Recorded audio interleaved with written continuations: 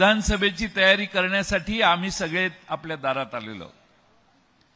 माळशिरसबद्दल मला काही चिंता वाटत नाही, कारण यापूर्वी आपल्या चर्चा सगळ्या झालेल्या आहेत.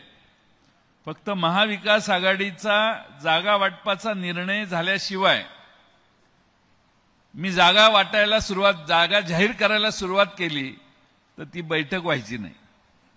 त्यामुळे थोडासा संयम, योग्य वेळी महाविकास आघाडीच्या जागांचं वाटप झालं की आपले निर्णय पटापट जाहीर होतील. काही अडचण नाही. आपली जवळपास सगळ्या महाराष्ट्रातली जवळजवळ 70% 80% उमेदवारांच्या बद्दल झिरो इन करणं आम्ही सगळ्यांनी पूर्ण केले.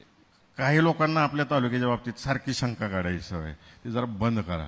एकदा बाळदादांनी सांगितलेलं आहे आणि बाळदादांची रेग माझी फायनल आहे, त्यामुळे कोणी शंका नाही. फायनल म्हणजे फायनल आहे. उत्तमराव तुम्ही निश्चिंत राहा. जयंत पाटील साहेबांनी ज्या जबाबदाऱ्या टाकल्या तुम्ही बाहेर पूर्ण करत राहा, त्या पक्षवाढीच्या दृष्टिकोनातून करत राहा. आणि 1999 साली अमोलदादा तुमच्या जिल्ह्यापेक्षा जास्त आमदार माळशिरस तालुक्याने राष्ट्रवादीला दिले होते. आमचं तेच स्वप्न आहे, जर तुम्ही जास्तीत जास्त तिकीट पदरात पाडून घेतली तर सोलापूर जिल्ह्यातून आम्ही जास्तीत जास्त आमदार, जेवढे तुम्ही तिकीट देचाल तेवढे आमदार आम्ही सोलापूर जिल्ह्यातून साहेबांना देऊ, एवढं अभिवचन देतो. आणि माझे 2 शब्द सांगतो.